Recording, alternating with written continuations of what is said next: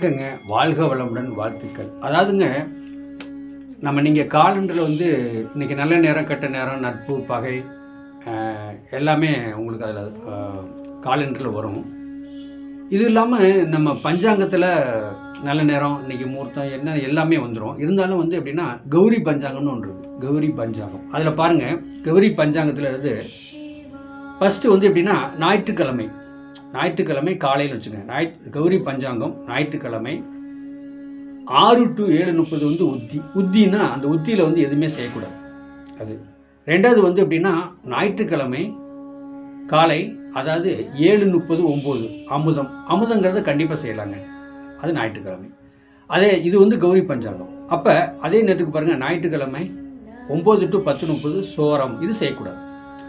அதே கௌரி பஞ்சாங்கம் 10:30 என்னங்க, ஞாயிற்றுக்கிழமை லாபம் கண்டிப்பாக கௌரி. இப்போ நாங்கள் ஒரு நல்ல நேரமே கிடைக்கலன்னா இந்த கௌரி பஞ்சாங்கத்துக்கு போயிடுவோம். இதில் எடுத்து சொல்லி செய்ச்சிருவாங்க மக்கள். அந்த மாதிரி ஒரு அமைப்பு அந்த ஞாயிற்றுக்கிழமைன்னு வச்சுக்கலேன். அப்போ அந்த 10:30 12 அதே நேரத்துக்கு பாருங்கள், 12 1:30 தனம். அப்போ அது லாபத்தை கொடுக்கும், நல்ல வருமானத்தை கொடுக்கும். எந்த காரியம் செஞ்சாலும் அதில் நான் வெற்றி அடையலாம். அதே கௌரி பஞ்சாங்கத்தில் 1:33 சுகம் காலை. அதாவது நான் சொல்கிறது மாலைங்கிறது இரவுக்கு மேலே. இப்போ 6 மணிக்கு மேலே தான் அது. இப்போ இது 6 மணிலேருந்து 5 மணி வரைக்கும் வச்சுங்களேன், அப்படிங்கிற மாதிரி. அப்போ 3 4:30 சோரம், 4:30 6 மணி விஷம் ஞாயிற்றுக்கிழமை அன்னைக்கு. அதை நீங்கள் கவனமாக பார்த்துக்கணும். அதே நேரத்துக்கு ஞாயிற்றுக்கிழமை இரவு 6 7:30 தனம், 7 9 சுகம். அதாவது 9 10:30 சோரம் செய்யக்கூடாது எதுவுமே. 10:30 12 மணி வரைக்கும் விஷம், அதுவுமே செய்யக்கூடாது. 12 1:30 உத்தி, அது செய்யக்கூடாது. அதே நேரத்துக்கு நைட்டில் 1:30 3 அமுதம் நல்லாயிருக்கும்.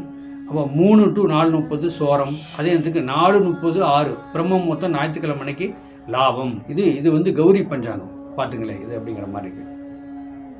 ரெண்டாவது திங்கக்கிழமை பார்த்திங்களா, இந்த திங்கக்கிழமை பகல் 6 7:30 அமுதம், 7:30 9 விஷம்.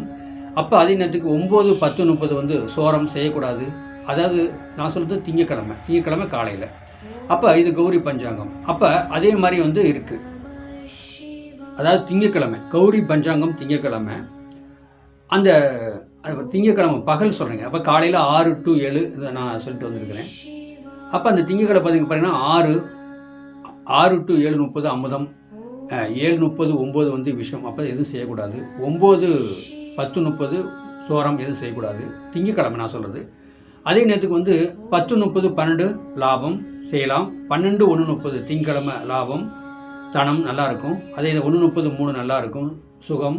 அதே நேரத்துக்கு 3 4:30 திங்கக்கிழமை கௌரி பஞ்சாங்கத்தில் சரிப்படாது, உத்தி சரிப்படாது. அதே நேரத்துக்கு இரவு சாயங்காலம் நீங்கள் திங்கக்கிழமை 6 மணின்னு வைங்களேன். 6 மணி திங்கக்கிழமை 6 மணி 6:30 7:30 சுகம், 6:30 9 சோரம். அதாவது 9 10:30 உத்தி, 10:30 12 அமுதம். அதாவது 12 1:30 விஷம்.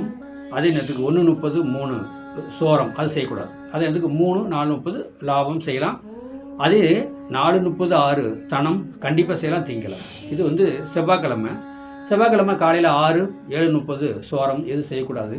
7:30 9 லாபம் நல்லாயிருக்கும். செவ்வாய்க்கிழமை காலையில். அது 9 10:30 நல்லாயிருக்கும். 10:30 12 செவ்வாய்க்கிழமை நல்லாயிருக்கும். 12 1:30 சோரம் செய்யக்கூடாது எதுவுமே. 1:30 3 உத்தி, எது செய்யக்கூடாது. 3 4:30 விஷம், எது செய்யக்கூடாது. நான் சொல்கிறது செவ்வாய்க்கிழமை காலை பொழுது. அதே நேரத்துக்கு சாயங்காலம் 4:30 6 அமுதம் சூப்பராக இருக்கும். அது செவ்வாய்க்கிழமை இரவு 6 மணிக்கு மேலே 6:30 6 7:30 சோரம் செய்யக்கூடாது. 7:30 9 உத்தி செய்யக்கூடாது. 9 10:30 செய்யக்கூடாது. 10:30 12 செய்யலாம் செவ்வாய்க்கிழமை நைட்டு. அதாவது 12 1:30 இரவு இது செய்யக்கூடாது சோரம். 1:30 3 லாபம் நல்லாயிருக்கும். 3 4:30 நல்லாயிருக்கும். அதே நேரத்துக்கு 4:30 6 அதாவது செவ்வாய்க்கிழமை இரவு நேரத்தில் விடிய காலையில் செய்கிறது சுகம் நல்லாயிருக்கும்.